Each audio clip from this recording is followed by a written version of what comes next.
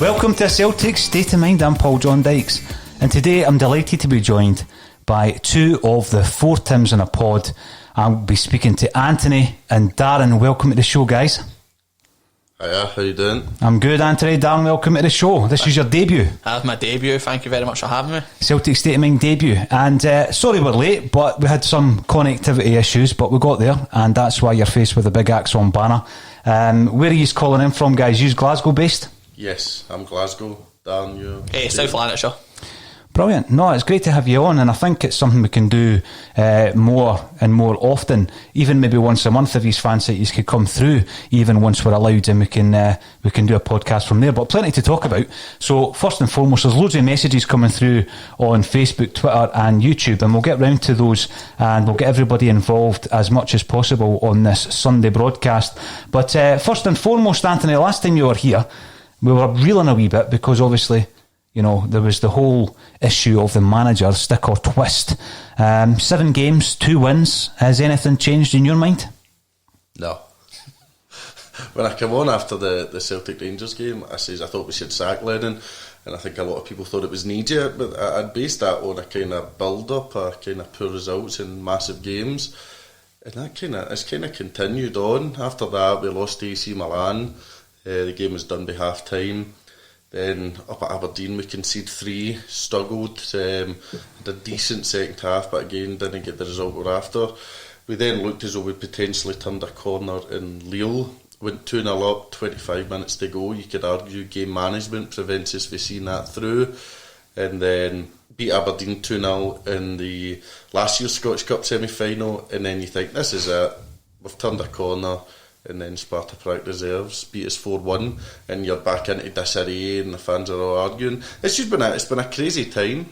It's been really, it's hard to explain how bad it's went this season. It's been just so inconsistent for a team that have been consistent for 9 years and have won every trophy or the last 11 trophies or whatever it is. So I'm still of the same opinion. I think we need to replace the manager.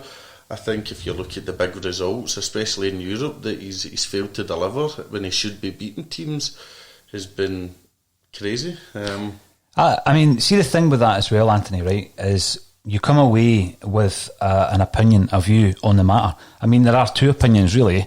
Yeah, you either keep the manager or you don't, and you replace him. But the moment that you have that view that perhaps Celtic need to make a change to ensure that the success this season that we're all kind of striving for is achieved, then you yourself and me and others are criticised, widely criticised, and called spoilt and entitled and panty wetters and all this kind of stuff. Now, Darren, when you see reactions like that, what's your views? I mean, were you of the same opinion as Anthony, or are you willing to give Neil Lennon more time due to the fact that obviously he has achieved in the past? I keep hearing that, you know, last season after we got beat from Rangers at home, they capitulated and Celtic went on a great run, and people are almost thinking, well, that's going to happen again. There's no guarantees this season, is there? Definitely no. I'm very much of the same opinion as Anthony. Like, I think, especially with the magnitude of what's at stake this season, like I felt we had to make a change. Obviously, we're a good way through, a good bit through the international break, and it doesn't look likely. But I just think there's too many worrying signs, and this you keep hearing people say that the team's going to turn the corner, but like it just seems to be false dawns, and it's really worrying because, like you say, people, when you dare question making a change of manager, you're accused of being spoiled, but I don't think it's being spoiled. I think it's wanting to maintain those standards, and Celtic have won, like they're hoping to complete another treble in December, and I think it's no spoiled to want to maintain these standards and keep improving when it looks from like from afar that we've clearly got the best squad in Scotland. So for me, that was down to Lennon. Like the Sparta Prague game, I thought was absolutely terrible. I thought it was one of the worst European performances I've ever seen. With everything that went in it, with Sparta Prague not playing domestically, the amount of like so-called reserve players that were playing, like the 17-year-olds, that just Celtic just looked so disjointed. And I think that was sort of summed up with the post-match interview from Callum McGregor, who didn't seem to understand what the sort of tactics were. And for me, we're probably like another result away from a calamity, and possibly a title defining calamity. I think when you look at the interviews, even if you just focus on 2 interviews this season, the post-match after the result against Ferencváros and then the post-match after Sparta Prague, if those interviews hadn't taken place in the way that they had, and Neil Lennon hadn't said what he said, then I think I'd have been of a different view. But because after the Ferencváros game, he talks about basically agitators in the camp, people who are wanting a move away. Neil Lennon says that after the game. Celtic fans are starting to wonder, who is it that wants away? Who's unhappy? Why are they unhappy? Is it because Neil Lennon that they're unhappy? And then, you know, it's not because we've been knocked out of Europe that they're unhappy, because he spoke about them being unhappy for some time, and this had been bugging them for some time. So it wasn't even as though it was a knee-jerk reaction to us getting knocked out of the Champions League. Then after the Sparta Prague game, he comes out, and again, you know, he looks at a change in culture at Celtic, and that is the biggest comment that I've heard from Neil Lennon, because you don't change the culture overnight. You certainly don't change it from the Sparta Prague game to the Motherwell game, and very often you don't change it with the same management team in place. So if you take the comments from Neil Lennon himself out the equation, I would be looking back at the performances of last season and before and thinking, well, Neil Lennon can do this, he can pull it through. But those interviews made me believe, Anthony, that he's maybe not got the buy-in. People are maybe not behind him in terms of the actual playing stuff. I think he contradicts himself a lot as well. I mean, he says some of these players don't want to be here, it really bugs me, and then didn't sell anybody. So I find that crazy. So now suddenly they all do want to be here. A lot of them don't look that way, they've not performed that way. He then says we need a change of culture after Sparta Prague. And then by Motherwell, he says, somebody asked, are you crisis? And says, we weren't in a crisis. I mean, that's completely contradictory to say the hunger's not there for the player. I mean, that's the biggest insult you could probably give a professional footballer, is there's no hunger, there's no desire. Not being good enough is one thing, but not to have the desire to want to be good enough is a completely different thing. And I'm sure that probably hurt a lot of their kind of professional pride. But it's just that Sparta Prague was just another big game. I mean, I hear fans as well, and this is a famous cop-out, it's all about the 10 this season. We don't care about it. It's all about the league. Mm-hmm. As far as I'm concerned, we're 9 points behind in the league, and the team that we're 9 points behind are top of the Europa League. And I still think we've got a better squad. So you can't tell me that Europe causes issues.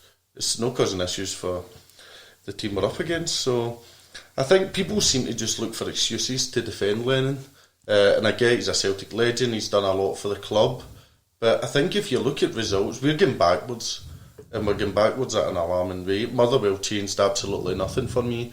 It was a game we'd expected to win last season. We won 5-1 there and 4-0. Shouldn't have come as a surprise. We managed to turn up and win, whether we're in a bit of a crisis or no. Mm-hmm. I think the way it is now, the Celtic fans are kind of split. I think we're on the other side that we should probably sack him. I think so anyway. But I think you're on edge. I think you're one result away, poor domestic result away from people turning up at the stadium. And people probably go, oh, that's a terrible thing to say, you've just won a treble, you're being spoiled. But the treble in the last 9 years have been built up to 10 in a row, and it's of massive importance. This is arguably this club's biggest ever season. And the fans are not going to put up for falling further behind in the league. So when you look at the contradictions that you mentioned, Anthony, I agree with that, because on the one hand, we're getting statements along the lines of the players aren't hungry, they're lazy, they're lacking desire, there needs to be a culture change. But this is the same team that Neil Lennon spoke about a week earlier, saying that they've won 11 trophies. So they know how to win, and they know about success, and they can get you over the line. So I think that's an issue, a bigger issue than a lack of form, because form comes and goes. We're looking at some of the players that we kept in the last transfer window, and there's a few comments coming through. First up is Howard Rourke on YouTube, who's asking, will there be any exits in January? This is something I've been thinking about over the last wee while, and in particular after the performances of a couple of our players the other night for Scotland, Ryan Christie, Callum McGregor. These two guys, again, Christie comes in for a lot of flack, just like Jamesy Forrest does when he's playing, but he showed the other night, as did Callum McGregor, what they can do at the highest level. And you know, Ryan Christie's one of these guys who is often criticised by Celtic supporters because it's all about Ryan and he's greedy and he's selfish and all these kind of things. But had he not had that selfishness and that greed the other night, then Scotland wouldn't have scored their goal. Now, when you're looking at that, Darren, do you feel that anybody in the squad who we were so happy to keep last time round might leave the club in January? I think we very well could see a few exits. Like someone you mentioned there, Ryan Christie, obviously he'll be attracting attention because that's another few great performances for Scotland. He's generally played really well for Celtic the last 18 months, and obviously he's coming up to the end of his contract, got a year and a half left, so especially I think if we crash out of the Europa League in the group stage, then you're also going to look at players like Edouard, Ayer, like players that there's always speculation about, and if Celtic fail to progress, then if a big bid comes in for one of your star players, then the board are going to be really tested to see how strong the resolve is, because as much as people will claim that the squad needs strengthened, the board spent a lot of money in the summer and nobody was sold. He didn't have a star player sold to sort of budget for it, and then going on to fail to qualify for the Champions League. The board then backed the club again by signing guys like Shane Duffy and Diego Laxalt. So I think if the money comes in, like you've already, I've seen some fans even questioning whether we should have sold Odsonne Edouard in the summer. I personally don't think we should have, but if another bid comes in January, then it's one you're going to have to look at. I think with the Euros coming up as well, you're going to have players who maybe if they're not getting a look in for the country, they might look to move to show themselves on a bigger stage if we don't have European football. And if there is problems behind the scenes, as like Cindy Lynn alluded to, with players not wanting to be there, then I definitely wouldn't be surprised to see somebody go. See, I think you make a great point, Darren, and it's going back to what you said, Anthony, in relation to how Europe. I've heard a lot of people on the show actually saying Europe's not important. It's all about the 10. There's a few reasons why Europe is important, and I think Darren has nailed it by saying that if you want to get players that we regard as elite players, you know, Edouard, Ayer, I don't think we bought him as an elite player, but he's going that way, isn't he, when you're getting interest from AC Milan. They don't want to be playing simply on a domestic level when it's Scotland that they're playing in. That might satisfy them if they're playing in Spain or Germany or England, but if they're playing in Scotland, that's not going to satisfy them. So every single time a transfer window comes round, on the strength of you being in Europe, is a massive, massive reason, and probably one of the biggest criteria for the agent and the player, that they would remain. So I think that's a great point, Anthony, that you made before. Europe is important, but Darren hits the nail on the head there. Without Europe, how can you possibly keep the likes of Odsonne Edouard at the club? Absolutely. Just to touch back on whether we'll sell players or not, I mean, the way it's looking now, if we were to win all our games and so were Rangers, up until we play them in January, they would be 12 points ahead, and if they were to turn us over, which they done very easily at Parkhead again, we would be 15 points behind with 3 games in hand. The board could may well look at that and go, well, we might not win this league. Season tickets will probably drop if they lose the 10 in such a fashion, I think, with Neil Lennon as a manager. I think a lot of fans would struggle to commit to season tickets next year, if it's maybe again a virtual one, and they might say, well, we need to sell somebody in January to cover potential losses that could come in 5-6 months' time. So I think that's a worry as well. I mean, we can't, in a kind of plain regard, I don't think we can afford to sell any of our best players. Even with our best players, we don't really look up to scratch at the minute. But I mean, Odsonne Edouard doesn't want to spend the rest of his career playing against Hamilton St Mirren. He wants to be going toe-to-toe with AC Milan and Lille, and probably at some stage in his career the likes of Real Madrid and Bayern Munich, etc. Callum McGregor's a European standard player. I mean, I thought he was outstanding for Scotland the other day against one of the kind of highly rated European midfielders in Milinkovic-Savic, so he's probably wanting to play at a higher level. There'll be a lot of the players higher. I mean, AC Milan look as though they're qualifying, as he's maybe thinking, what could have been if I was with them, as opposed to I'm bottom of the group, looking as though we're going to go out. So, no, I think Europe and domestic success go hand in hand. That's why Champions League qualifiers are always so important, because it's that 30 million, and then whatever comes from that, if you can progress, it's money that you can buy better players and then continue to dominate Scotland. The last 2 years we've not had that money, and as you see, the gap's closed with the rest of Scotland on us. I think it's a huge point, and already, you know, Neil Lennon is resigned to the fact that we're out. And I remember even when the chips were down, I do recall, you know, thinking back to the days of Martin O'Neill. I just don't think that type of response would ever have come from Martin O'Neill. I was looking back actually on another project through some of the old views, and the response that you get from O'Neill was completely different from that, because it wasn't over until it was over, as far as he was concerned. And you look at the Lille performance, probably for 60 minutes until Ayer went off actually, and it was 2-0 when he went off, and obviously we lost the 2-0 lead. You look at that performance, I think that performance is going to improve with age. I think we'll look at it at the end of the season, and we'll look at where Lille are and their performances in Europe, and we'll realise just how good a performance and result that was, and that was away from home. AC Milan, I think there was a period of time where we were maybe chasing the 2-2. Yeah, granted, AC Milan took the foot off the pedal, but we couldn't keep the door locked at the back, unfortunately, and we lost that. And then we just completely capitulated against Sparta Prague.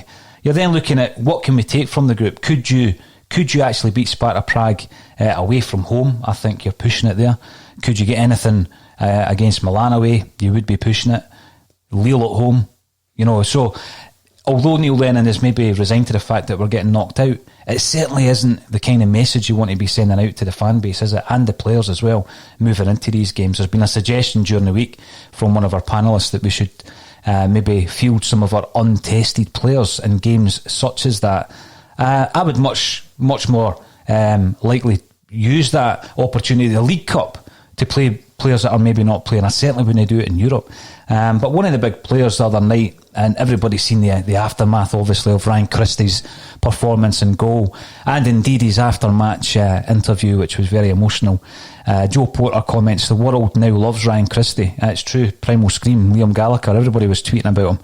Can he get love from Celtic and a new contract that merits his worth? It would be a crime if we lose him to a Burnley or Rennes. And I think the big issue, and this has always been a problem, I mean, you go back to the days of Lou Macari playing for the international team in Dalglish, and they're talking to the players who have moved down to England, and they're on much bigger wages.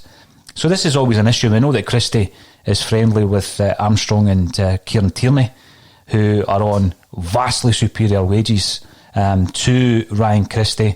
He'll be looking over his shoulder and thinking, well, I could get a bit of that, especially if the club aren't giving him what would make him one of the highest paid players. Now, when you look at the Ryan Christie situation, Dan, do you think that's a priority for Celtic, to offer that guy something that would ensure that he stays at Celtic Park? It definitely should be. As you said, the world's eyes were on him the other night, especially his post-match interview. I think it's a really good point to bring up the likes of Kieran Tierney and Stuart Armstrong, because I think guys like not only Ryan Christie but like Callum McGregor as well, they'll be looking down at these guys and seeing them thriving, and like the way our club's going, like if we are going to crash out of Europa League, they'll maybe think it is time for themselves to move on. And obviously with the precarious way the world is just now, they might want to seize the opportunity while they can. And I remember Ryan Christie in the summer speaking about a contract and saying that he was just want to focus on his football and get through. But obviously the longer it goes, the more the closer he gets to the end of his contract, and he just worried that if you will get to a situation where, similar to Stuart Armstrong, where a bid will come in late June or that, and you'll sell him to the likes of obviously Stuart Armstrong went to Southampton, but especially like if Ryan Christie's really been a mainstay for the last 2 years, and Celtic should really be looking to reward him with that and give him a valuable first team player salary. When you look at that, Anthony, are you surprised at the flack that he gets? I know that obviously another player of that ilk that gets the kind of criticism is Jamesy Forrest. He seems to be lauded when he's not playing, but Christie gets a lot of stick, does he not? He does. I think he gets stick for being greedy, and sometimes it is wanted. Some of his shots are go a bit haywire. But if you look at the semi-final, last year's Scottish Cup against Aberdeen, if he isn't greedy, we don't go 1-0 up early in the game and take control and then score quickly after that. I think Christie's a very important player. Well, the last big contract we offered was Odsonne Edouard in the summer. We heard it was this great contract. He's never signed it. We don't know what's happened there. That's just went completely quiet. We don't know what kind of terms the club can offer. I'd like to think we would give Christie a new contract, but if he's not a Celtic fan and he's looking maybe if a Southampton or a Brighton or somebody come in and say we'll triple your wages, come down here, make sure we stay up, score a couple of goals, few assists and live an easy life. Up here's definitely no easy when you're under a lot of pressure. You're expected to win every game. You're only 2 games away from everybody getting called into question. So you don't know if, even if they did offer it, does he want to stay? It's hard to tell. But I'd like to keep Christie. I think he's his energy is incredible. The way he presses the ball, I thought it was excellent for Scotland. In my opinion, the only player better than him on the night was Callum McGregor, who I thought won every second ball. I thought he was immense as well. So, no, you would like to tie these players down. But again, if somebody foreign does come in that can offer them European football and potentially better progression in the Europa League, does he look at that? I mean, it's difficult to say. I've not really heard it coming out for Celtic to say we're maybe looking at giving him a new contract, but he's certainly not a player we can afford to lose in January. I don't think we can afford to lose anybody at all. No, I totally agree with you, Anthony, and it is interesting because I take on board, I've been criticised for being a fanboy, a Ryan Christie fanboy. I do take on board, there are occasions where he is quite a frustrating player, but because he takes so many risks, he does create a lot of chances for Celtic. And when you're looking at games like the Kilmarnock game, for example, where we were bereft of any kind of creativity, that's when Ryan Christie and his style of play comes into his own. I think even in the replays the other night there, I noticed that someone was giving him dog's abuse, one of his players to the right, when he wasn't passing the ball. Then obviously the ball goes in the back of the net.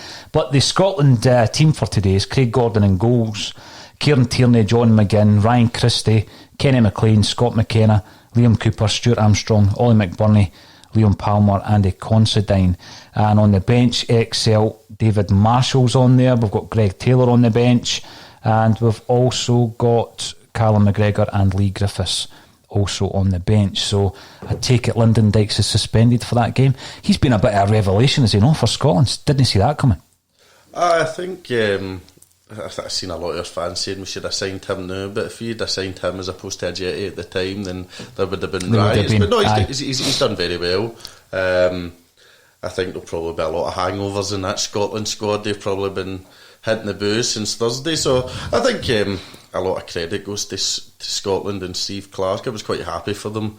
Don't get me wrong, Celtic first over everything, but I was happy for Scotland. But Lyndon Dykes has done very well, and I'd like to see him up against Maguire next year at the Euros down at Wembley. Oh, definitely. Now we've got some suggestions around Celtic, the team, how it's going to get turned around. Stephen Forbes, welcome back to the show, Stephen. You're commenting on YouTube, and if you are watching on YouTube, make sure that you do subscribe. It's all free, and we go out on a daily basis on a Celtic State of Mind. Did the turnaround not start in Motherwell? Our Scotland contingent will be buoyed from reaching the Euros. COVID cases and injuries permitting, we are ready to push on and find consistency. And Patrick Murphy goes on to say we need more legs and solidity in midfield. Put Taylor at left back, Laxalt as a defensive midfielder, and McGregor and Turnbull in front of him. It sounds mad, but I think it would work. Think outside the box. And Jog VY, Kalmak needs to be more advanced. Everyone forgets he's the best attacking midfielder in the league. Spends half the game filling in left back to cover for an advancing Laxalt. Should be up there with him. Darren, what do we need to do with Callum McGregor to get the best out of him? We've seen what he can do the other night. We've seen it in a Celtic jersey, but we're not seeing it that often this season. No, definitely not this season, but I think it's Tony that coined it on our podcast. He says you just need to take the shackles off Callum McGregor and let him just be that player that we all know he can be. I think the style of play we've played, it seems to be him and Brown are sort of playing the same position a lot of the time, and Callum McGregor's not as far forward as you'd like to, but I think he showed the other night how good a player he can be, and for me, he's the best midfielder in Scotland, and we really need to, like, if we are going to turn this around and get the league and seal 10 in a row, I think Callum McGregor's absolutely pivotal. As you mentioned, it's not been his greatest season, and like even in his post-match interview against Prague, he was questioning about the sort of way the team was playing. So I think whatever we do, we need to try and make Callum McGregor the central focus, because he's just that talented a player. Oh, definitely. Now, when you also look at the comments coming in from Jog VY on YouTube, record goalie signing, Irish captain, Odsonne, who we fought tooth and nail to keep, and Turnbull, who we chased for 2 years, all started on the bench versus Motherwell, nowhere near turning corners yet. Anthony, when you look at the Celtic side, and obviously we've had a wee period of international football where we've had a break, the next game's against Hibs at Easter Road. You know, historically one of the hardest fixtures of the season. Actually, when Neil Lennon was in charge of Hibs, it was a particularly difficult fixture. What do we do? What do we change going into that game? The manager. No, I know a lot of people. I've read some of the comments. I see people are still wanting to back Lennon, and that's fine. I get that. People back Lennon to the hilt, and that's fair enough. But no, I think we need to move the ball quicker. When we move the ball quick, we're a much better team. See this passing from Ayer to Duffy, back to Duffy, and then out of play. It's garbage to watch. I think one of the key things this season, which was unexpected, was Tom Rogic getting back into the side, but returning to the form that we remember. And he looks the same player he did during the Invincible season. He looks at such a great talent. His run against Motherwell, where he just glided up the pitch and put it in a plate for Christie, was excellent. The only thing we're missing for Rogerson is goals. He's setting up a lot of goals, but I think as time goes on, he'll score more. So I think you need to utilise him. I think Lennon's got a difficult job in terms of what's our best team and what's our best formation, because I don't think anybody knows that. I mean, you had somebody there saying, did we maybe put Laxalt into midfield and put McGregor up the pitch? I think McGregor needs to be further up the pitch. I completely agree with that. Who's our best centre-half pairing? Is it Iron Julian? Is it Beaton and somebody? I don't think Duffy's involved in that. Who's our best right-back? Frimpong's went after Boyles. It may be El Hamid. So I think he's got so many decisions to make. Hibs will be a tough test. They're not in the greatest of form. I think they lost to Aberdeen just before the break, if I'm not wrong. So, and they played Dundee today in the League Cup. So I think we need a quick start. I don't know if we've won at Easter Road in the league since... It's been a while. Since they've come back up. I don't know if that's true or not. I know we beat them 2-0 in the Cup. Yeah. Last year, when we played them there, I'm sure we drew one each. One of the Statos who are tuning in might be able to confirm that, Anthony, but I can't remember. We beat them since Lennon got them promoted at Easter Road, apart from the Scottish Cup. We beat them 2-0 when Forrest scored, in Brown, I think. But I think really, when you put the two squads up against each other, we're capable of blowing Hibs away. It's been our only complete performance this season is when we beat them really comprehensively at Celtic Park. Yeah. So I think you need to look to do that again, pin them back, put the pressure on, try and get early goals and put them to the sword. So it's a massive game. If we win that comfortably, then you could maybe say, well, that's two really good domestic away performances. Are we turning a corner? But I'm reluctant to say we've turned a corner because we beat Motherwell, I'm afraid. No, I agree with that. And we're talking about stats here for a moment. Let's have a wee look at some comments being made over the last 24 hours by John Barnes. Now, obviously, Barnes is a prolific Twitter poster. He's not great on Twitter, I've got to say, because obviously he gets him into hot water from time to time. But he was good enough to give us a brilliant interview a few months back, 90 minutes it lasted. A couple of parts of that interview did have to be edited out to save us from getting into some real hot water. But it was a great interview anyway, and you can listen back to that on Speaker, iTunes, YouTube, etc.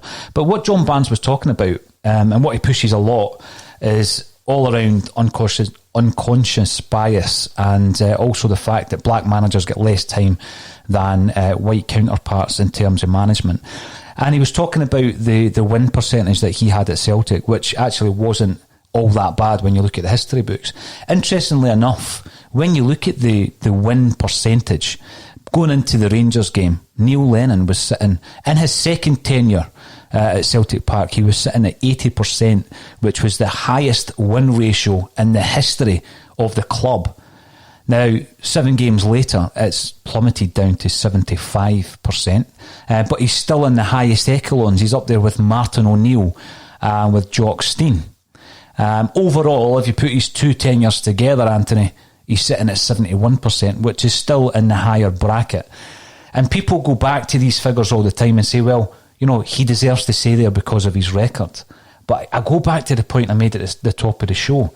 The biggest, the key issue that I have with this is if there are issues behind the scenes, and we're not going to start a rumour or start gossip or do what Chris Commons or Chris Boyd does and just make things up. Let's base it on what Neil Lennon has actually said, that players want to leave, and they have done for some time, and after the most recent game, that a culture change is required. These players are lazy and they lack desire. So throw that into the mix, and it doesn't matter what percentage you come up with. If you have a group of players that are not performing or even trying, because if you're calling somebody lazy and lacking desire, they're not trying for you, then we really do have an issue. And I agree with you, beating Motherwell 4-1, and by the way, if they had a decent forward on that particular day, it could easily have been 2-2, 3-2, 3 each. We could have lost another couple of goals. I mean, they did cut through our defence particularly easily, as did Ross County when we beat them 5-0. So I have some serious concerns, and people are coming in and saying, yeah, Lenny can turn it around. That's from KMcSweet44 on Twitter, who then asks a question, and this is a massive question, but who would you bring in? Now, I don't like saying, oh, we should bring in this one or that one, because Neil Lennon's the manager in charge at this moment in time.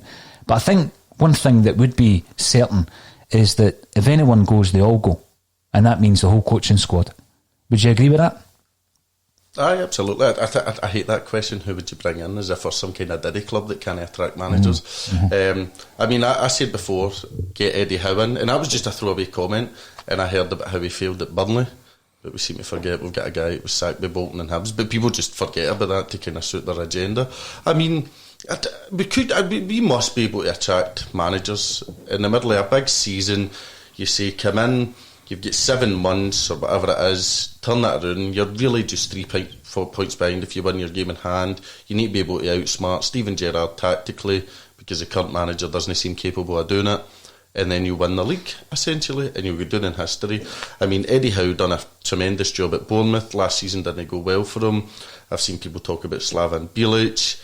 I've seen people talking about O'Neill and Strachan, who both kind of lost the last 2 leagues they went for with a couple of games to go. But I've seen people mentioning them. As I said, some people suggesting Roy Keane. I certainly wouldn't have him. I think he's a crackpot. Good value for TV, but he's certainly not the cool head we need for the 10. But I think we must be capable of it. It's not the fans' job. Just because we want to change manager doesn't mean we have to go out and recruit the new manager. That's the Celtic board are paid very, very well to come up with suggestions. You would like to think they're planning already for any new manager if it's required. So that's up to the board. But just because we don't know exactly who should be the new manager doesn't mean we should put up with the current manager, because the performances have been garbage. No, I agree with that. And when we're talking about managers, you're absolutely right. I mean, yes, we've not performed well in Europe this season, but it's not as though we would be struggling. It's not as though that, people wouldn't be interested in this job. And now, any suggestion you make of a so-called elite manager, and Jim Orr made a really good point on Friday. What is an elite manager? What makes an elite manager elite?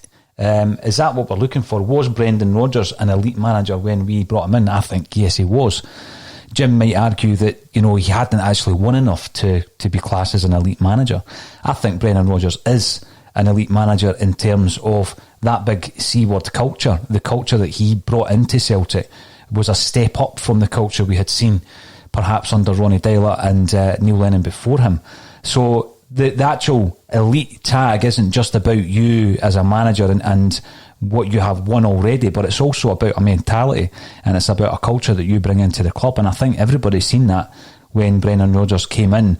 Could we get someone like that? Well, where was Brendan Rodgers when we brought him in? He was unemployed. He had failed at Liverpool. He had been on the up and up, which got him the Liverpool job, but then ultimately he failed as a manager at Liverpool, and he was unemployed. Now, is that the type of manager that would get Celtic fans interested or excited? Well, there's plenty out there that I think they would. I've heard a few names myself. Does Celtic have a contingency plan? Well, they've got to, don't they? A business that size, they've got to know what happens if we do win 10 in a row. If we don't win on a 10 in a row, there should have been a plan in place. Does that plan come forward? When you look at it, Darren, do you think it would be too much at this stage and it would actually add to the problems if we were to change the entire coaching staff? I don't think so. I think if anything, it could give them a bit of a shot in the arm. You often see when a club brings in a new manager and coaching staff, it sort of gives a sort of short-term boost to everyone at the club. It'd be fresh ideas, like Tony mentioned Eddie Howe. Like, I've watched videos of him in his coaching sessions and he looks like a great motivator. Like, as you say, Rodgers was absolutely a top-class manager, and as much as Rodgers was a Celtic man and came to the club that he supported, like, he was there to rebuild his reputation and ultimately get his way back to the Premier League, which he has done. And just look at him now, he's top of the Premier League with Leicester again. And I think it's absolutely ludicrous to say who would you replace Lennon with. That's not really a reason to keep Neil Lennon in a job. Like, I think that every time the Celtic job comes up, you hear so many high profile managers getting linked to it or linking themselves with it. Like, towards the end of the treble season, you had guys like Mourinho, Benitez all getting linked, and Benitez came out and spoke after it saying that it's a job he would be quite interested in at some point. So don't know if maybe Rafa's done with his business over in China, if he would maybe fancy it. But I just think, as I said earlier, with the magnitude of the season, you can't really take a chance that it's going to turn around. I know somebody commented earlier saying, was Motherwell not a turnaround? But this season we've had so many games like that where you think, like people say, the performance in Lille, that'll be the turnaround, but then like they then went and we've dropped points at Pittodrie, and then obviously the Sparta Prague game as well, and like it's been too much stop-start. This team really needs to, like, because when we come back from this international break, the team really needs to go on a winning run, because like it's non-stop now, because you, like, as you mentioned earlier, like everybody seems to count on Rangers having a bit of a capitulation, and there's no winter break this year, and the fixtures are just going to come thick and fast. And I appreciate what people were saying earlier about the rest of the Europa League, like we're playing sort of fringe players, but it's very disappointing to me that people are talking about that like, at this stage, because as unlikely as it may be, we can still win the final 3 games and finish with 10 points and give ourselves a chance of qualifying. So obviously we put up a good performance against Lille, who then in turn went and won easily at the San Siro. So you don't know. Obviously, that we'll find out soon enough when we play the second game against Sparta Prague. That's a must-win, and we go from there. But overall, like, I know the draw for the League Cup quarterfinals today as well. Like, when these next fixtures come, we just need to go on. We need to win, like, whether that be with Neil Lennon or not. But we need to just go on some sort of run from now until we go to Ibrox in January. I just look at it, and I'm not living in the past before anyone comments, because I'm sure someone will comment saying that.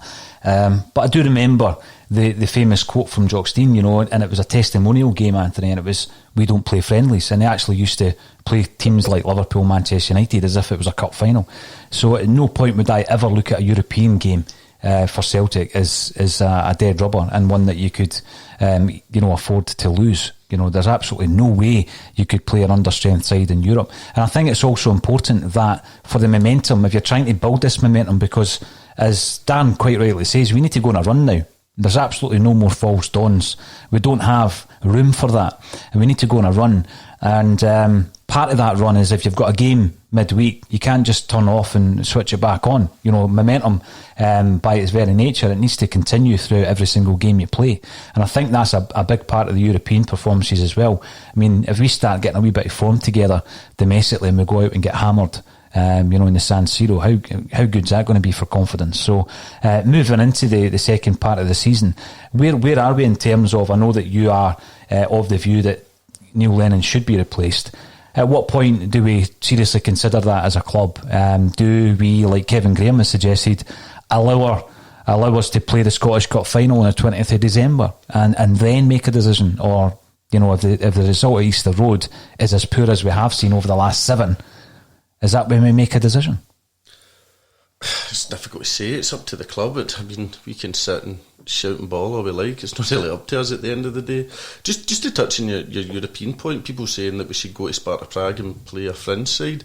Just to remind people, Sparta Prague came to Celtic Park. We put out one of our strongest teams. They played our reserves and beat us 4-1. If we go out there and play our reserves and they play their full strength team, what's the score going to be? We can't afford to be playing fringe players against these teams because they're obviously good, they're obviously well coached, and they would probably give us a damaging defeat. As you say, you want to build up a bit of form. Just because we've had a poor start to the Europa League campaign, I'm not willing to just let the manager and the players off for just having 3 other bad results because it's gone. I just don't think that's the standards we should be aiming for. There's 3 games there to be won. You win the 3 games, you qualify. So I think we should certainly be trying to make a go at it. And as I say, it coincides with domestic form. The better you play in Europe, but a good performance in a San Siro, a fight and draw, that gives you a boost. That reminds you, look, we're still a good outfit. Beating Lille at home, beating Sparta Prague away. If you can put in a performance there, it builds confidence and then hopefully continue that on. I think the way the board will look at it just now is if we can get Lenny to win his own treble, and then if he did somehow win the league, they could twist the narrative kind of thing. I was reading some of the comments there, and it was again people saying, what is Eddie Howe won?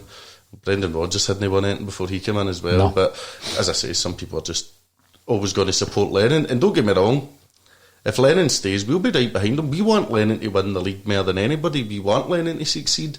But we've watched it, we've sat and watched the performances. I know. And that's why there's no a debate whether he should go or no. I mean, it's clear to see the performances haven't been up to standard. He said himself, we can't kind of look back and think of what's happened in the past. This is now the present. You're only as good as your last game.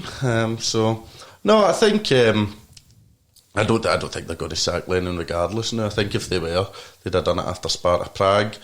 I hope we go on a run. I hope he proves us wrong. As I said the last time I was on here, I hope I'm sitting at the end of the season saying, I'm an idiot, I don't know anything, Neil Lennon 10 in a row, blah blah blah, and I'll have a Neil Lennon mask on. But I think we're living in the real world to see that there's serious issues at the minute. Yeah, you're right. I mean, again, when you have a podcast, and I want to talk about your podcast in just a second. I mean, we're broadcasting every single day, so everything that happens, every nuance of Celtic, we comment on it, and you give your view. And I find it incredible that when Celtic do get a decent result, someone comes in and the first thing in their mind when we've just beaten Aberdeen to get into the Scottish Cup final that might give us a quadruple treble is, I better go and give John Dykes stick because he said Neil Lennon needs to get sacked. The same thing happened this morning. I go through the YouTube comments because you can't get through all of them on the live broadcast, but I try and answer as many as I can the following day. And somebody came on and said, well, didn't you say that you don't care less about Scotland? Well, no, I didn't say that. I actually didn't say that. What I actually said was that Scotland had been playing that night, but I was more interested in Celtic because, Celtic are my priority and they always will be. When it comes to Scotland, I love seeing Scotland doing well, be that Andy Murray at the tennis, or even Stephen Hendry back in the day, or John Higgins playing snooker. I love seeing Scottish sports people doing well. So, no, I'm delighted that Scotland qualified. I won't be at any of the games, but we might cover them for a state of mind at some point along the way. But my biggest priority, and particularly when we're not doing so well this season, is Celtic, and it always will be Celtic. But on the subject of Scotland, this is an interesting one. JP, you're commenting on YouTube, and another reminder, get yourself subscribing on YouTube. We're heading towards 4,500 subscribers on there, but our target is much bigger than that. Only thing worse than not signing Marshall on a free was letting Gordon go on a free. Now, David Marshall was a player that Celtic were speaking to bring him in, obviously, after we realised that big Fraser Forster wasn't going to come back. Great performance other night by Marshall. It would have been a good move. He's obviously on massive wages. But today, Craig Gordon starts for Scotland. Have we made a bit of a boo-boo when it comes to the goalkeeper situation this pre-season? I think it's a weird one. I think that the club absolutely banked on Fraser Forster signing for them. I think there was a lot of confidence that deal was going to get done, and then when it didn't, I think they left it too late, and Craig Gordon probably felt that his mind was made up and he didn't want to be a sort of afterthought, so he obviously took his opportunity to go back to Hearts, and fair play him, he's doing well, got himself in the Scotland team, and as you say, starting today.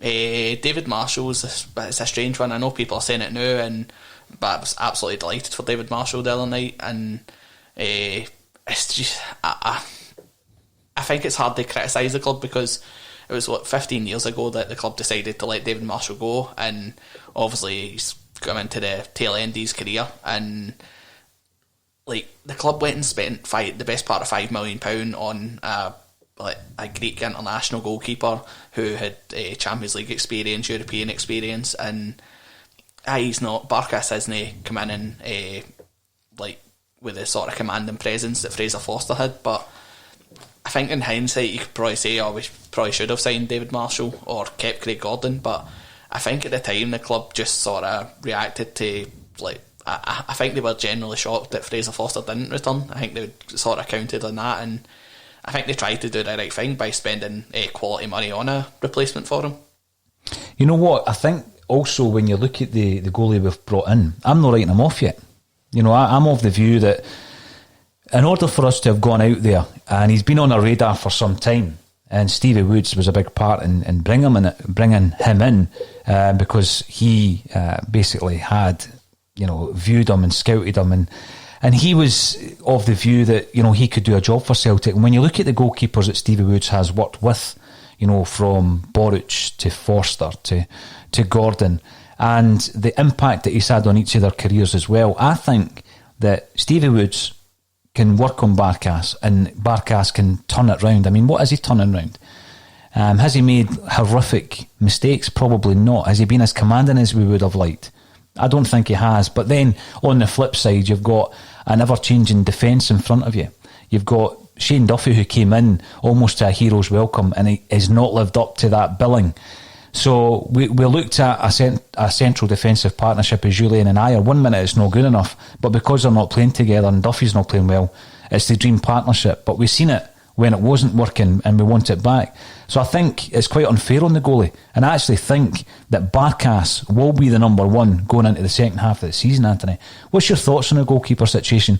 Do we have enough there, or do we need to actually strengthen there in January? I'd like to see Barkas get a bit of a run. I don't think he's made any clangers.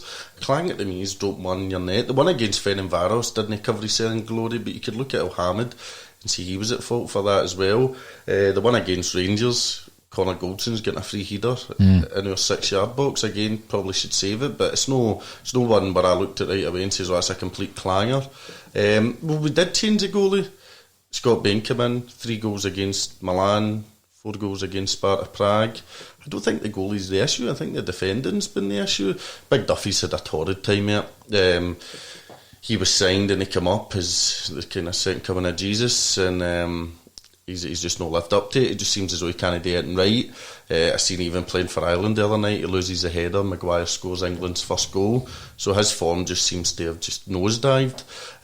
So I'm convinced Barkas will start against Hibs. There's no way Celtic are signing a £5 million goalkeeper and then playing Scott Bain ahead of him. It's just the board won't allow that either. He'll play against Hibs, and I think you will see him be the number one. And I hope he comes into form. I certainly don't think he's been terrible. I don't think he's to blame for any of the results at all. I think he's just became a bit of a scapegoat. But I mean, if you'd have signed David Marshall for a free as opposed to this guy, I mean, the less you play for Celtic, the better you become. I see people saying we should have kept Johnny Hayes. Johnny Hayes was hopeless for us. He wasn't a good player. He tried, which seems to be a big thing. If you're Irish and you try, then you get a kind of pass. He did try, and he was okay, but he wasn't a great player. Lustig, people say we should have kept him. But he was, his legs were gone. Time as well. for him to go. No, you're right. Craig Gordon as well. Think of all the clangers he had in Europe. He was public enemy number one at some stages, and now we shouldn't have let him go. So it's easy to say that. I mean, the board deserve a lot of criticism for a lot of stuff, but no signing Davy Marshall on, and no signing Lyndon Dykes, for example, I don't think that's something they deserve criticism for. No.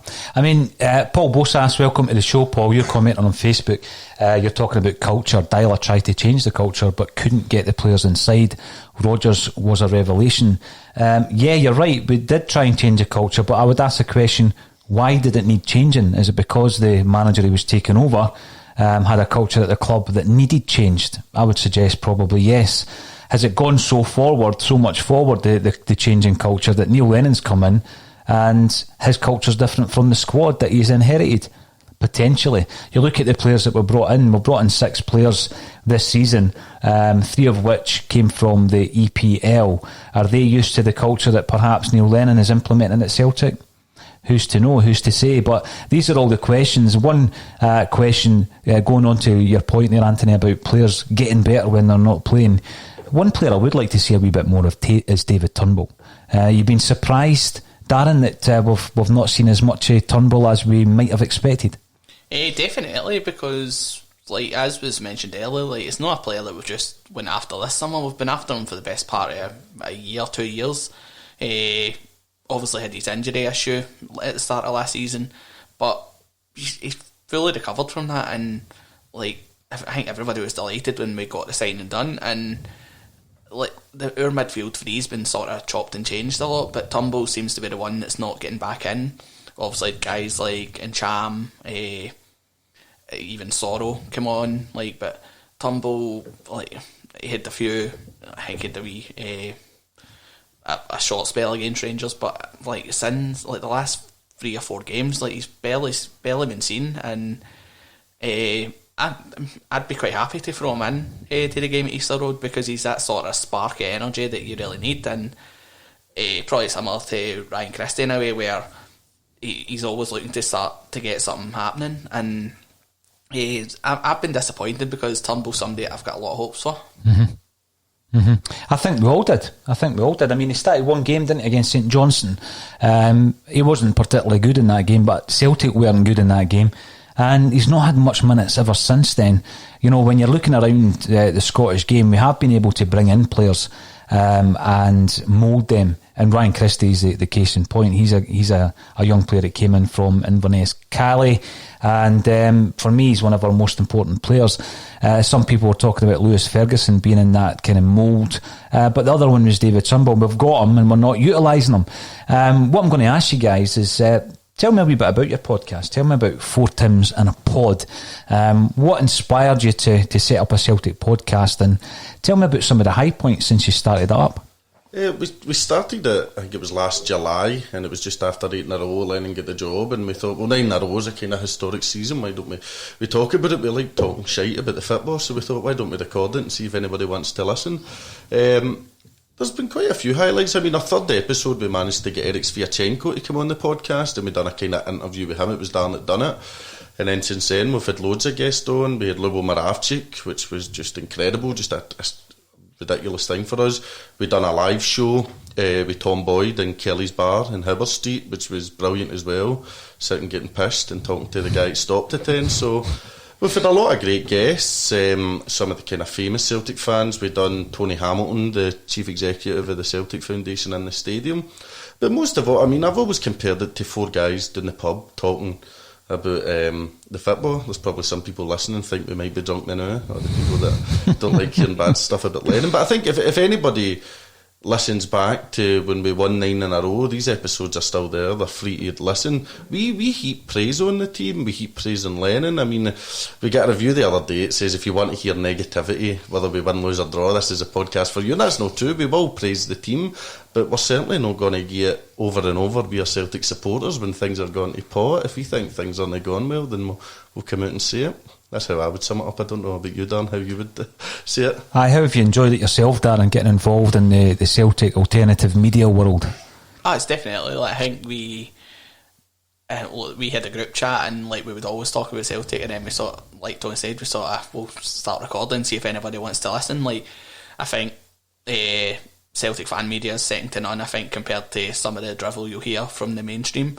We just thought, let's go for it. And as Tony mentioned, we've had like an Invincible and Eric Sviatchenko, guys like Lubo. We've done a live show with Tom Boyd, had him on the podcast. Had plenty, even like, I know he's somebody that divides opinion, but we had a great like near-on 3 hour chat with Craig Burley, who was absolutely fantastic with us early on as well. It's been great. Like, the reception we've got has been fantastic. Like, as you say, we don't look to speak on behalf of anybody. We just give our opinion, and we love hearing back from people. As we said, like, after 9 in a row, we done a fan phone in, and everybody was just, it was superb. It was great getting to talk to people, and It's been fantastic. Like it feels like longer than a year we've been doing it. Obviously, it's close to a year and a half now, but it's been really good. No, it's great. I mean, it's always great to see people getting involved in Celtic fan media, but what you're always looking for is something that wee bit different as well. And I think when you're looking at interviewing ex-players, that's brilliant because it gives you that wee nugget of, it's bespoke content. I mean, you've gone out there, it's proper journalism almost. You've gone out there, you've actually got your source. You're then, trying to get as much out of them as possible. It can be difficult at times as well. And I think, when a Celtic State of Mind started up, that was our key, was to try and get Celtic-minded people on the show from all walks of life. And then this season, going for the 10 in a row, stepping it up to the live broadcast to get as many people's views as possible. Not quite a phone-in, because I think that could be quite a difficult one to manage. But obviously getting people just to come in through the social media channels and make as many points as possible. And then getting guys like yourself on, I think that's brilliant. I think it's great when there's this, connection between two podcasts to push it forward as well. There's plenty to talk about. But the big thing for me as well is, I don't think it is negative to be critical. People might be screaming at the screen here. You've got to be critical if you want to maintain the standards. You think back to any time in the club's history, if you were just to sit back and toe the party line, then you become sycophantic to the Celtic vehicle, which obviously can never be negative towards the club. So Celtic have got a weekly magazine, which is astonishing in itself in this day and age, still to have a weekly magazine. And they've got their TV channel, they've got all their social media channels, etc.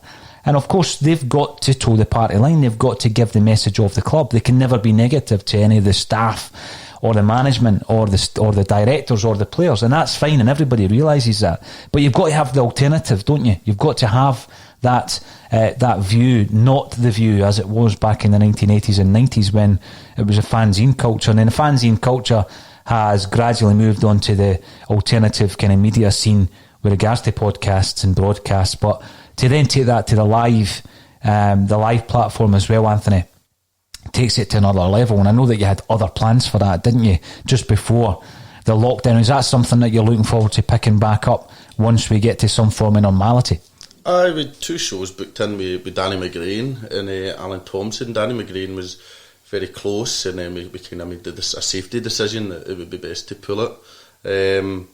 So it's certainly something we would look to do. I mean, as I say, we're just 4 guys that love talking shite about the football, and we're very good at it. I'm sure a lot of people would probably agree listening in. So I would certainly look to get the live shows done again. There seems to be a vaccine that's doing quite well now, and kind of the late stages are being produced, but how long that'll take to be rolled out before kind of everything's ready to go. I think the main thing for everybody is to get back to Celtic Park. So that'll be a really emotional time when that time does come. But I will certainly look to do more live shows and get more special guests as time comes on, and you can listen to us on Spotify, iTunes and Podomatic, and everything's free to listen. We don't charge or anything like that. Now, that's a big one as well, to be able to create content and put it out there to the Celtic support, Anthony. Free charge is massive, so fair play to you for doing that, and we strive to do that as well. And then you get criticised for having a sponsor. It's fantastic. I mean, how else do you expect anybody to do it if you can't finance it somehow? But we're not asking fans to put their hands in their pocket, which is massive.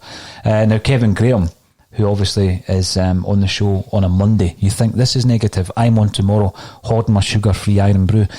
Kevin does have a knacky looking at the kind of the negative aspect of things, and it's a trait that we all love him for. But actually, when you're looking at this season and you're looking at turning it around, and I was all for a change in manager, and Kevin was looking at keeping the gaffer. I'm going to throw a name out there, right?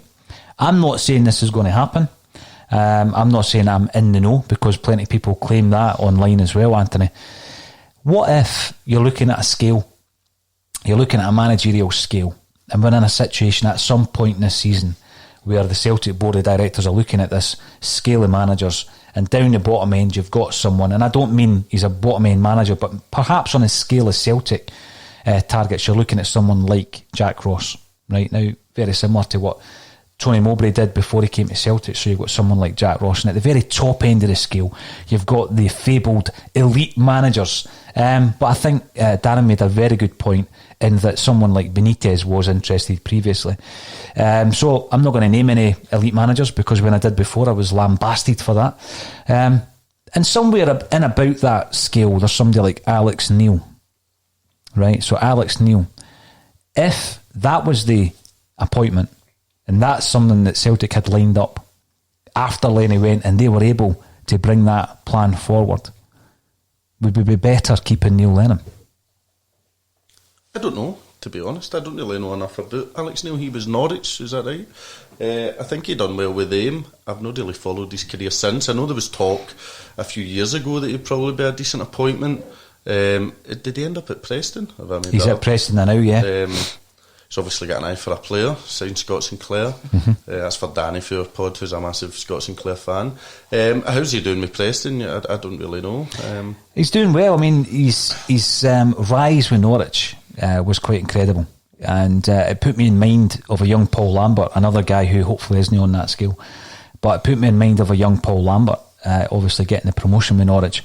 Was he unfairly sacked? Well, that's what happens down south, isn't it? If you get relegated, you get sacked. So that's what happened when he was at Norwich.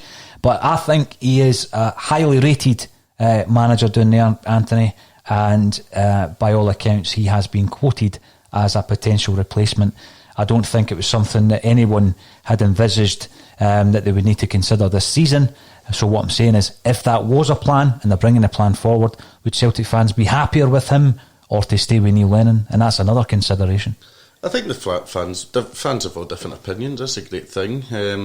Some fans will keep Lennon over anybody because they love him and he's done so much for the club and think he deserves a chance to win the league. I can see that point of view. I completely disagree with it, but I can accept that's a point of view that some people have. Some people get, what has he won? It was with Hamilton Accies, that's where he started. Some people give it, what has he won kind of thing, and that should be a reason not to get him. Some people want to aim higher. I can understand that as well. So there's so many different opinions and so many different ways the club could go. I think at the moment the next game's going to be Hibs, and I think Lennon will be in charge. He needs to win that game. If he doesn't, then you'll be having this conversation until something does happen, and it'll just be user negative, podcasts are negative, fan media's this, that and the next thing, and people will just be at turmoil with each other, and it's no use for the club. My hope is Neil Lennon goes on a run now. That's what I would love. I would love to be proven wrong. That's what I want to happen. If that doesn't happen, then we need to make the change soon. We can't keep going like this. It's just no sustainable, I don't think. Right, so let's have a wee look ahead to Easter Road then, Anthony, and I'm going to ask you both for a prediction. I'll start off with yourself. Anthony, what do you think the outcome of Hibs v Celtic will be? I'm not entirely sure. I think if we play our best, defend well, 3-0 Celtic. I mean, there's no reason we shouldn't be beating Hibs. We shouldn't be nervous going into a game with Hibs. I know that sounds a bit self-entitled, but in terms of the players we've got, Odson Edward, McGregor, Christie, somebody made a good point of the guys coming off the Scotland squad. Even like Griffiths scored that penalty. They must be buzzing. They must be desperate to just keep playing games. So 3-0, I think that's a fair prediction. But I think it'll be a tough game. It could go a different way, but I just don't want to give that prediction. Okay, I'd be I'd be delighted with that result. Darren, how do you think the game will go in Edinburgh? I think it'll be a tight game, because although we beat them comfortably at Celtic Park, I think the boy Nisbet, he gave Shane Duffy a bit of a rough time that day as well, and we got the clean sheet, but it sort of flattered Celtic, I thought. Hibs are it's one win in the last four, so you're sort of think you're hoping that they'll be a bit down on themselves, but then again they'll see this as the perfect game to bounce back for them. They've obviously put in a good performance against Rangers at Easter Road earlier in the season, but I think it's time that Celtic do finally get a league win at Easter Road. I know we only played them once in the league at Easter Road last season, but we drew one each, but we were denied 2 Stonewall penalties that day. I remember Maurice Bauer getting brought down that should have been a penalty. I think Ryan Christie as well, maybe. I think, especially with the Scottish boys coming back, they should be on a high. I think it's really now or never for this team, and I think we'll go and win 2-0. I think we'll will look to start to kick on from what was a disappointing last run of games. Well, because I've like a sort of blind faith, but I feel we just have to now. Well, I'm hoping that you're both right and we get a result. I always would hope that, regardless of who's in charge of the club. John McVeigh reckons Celtic will win 2-0. I'd love to see that as well. Now, you guys are welcome back on a Celtic State of Mind anytime. It would be good to do something regularly, and as we said before, when you're able to visit us in the studio, even better, so we can get you up on the screen and we can interact with you that way. But thank you everybody for getting involved via Twitter, Facebook and YouTube. If you've been watching on YouTube and you enjoy what you're watching, then make sure you subscribe. And all that's left for me to say is Anthony and Darren from 4 Tims in a Pod. Thanks for joining me on a Celtic State of Mind, guys. Cheers. Cheers. Thank you.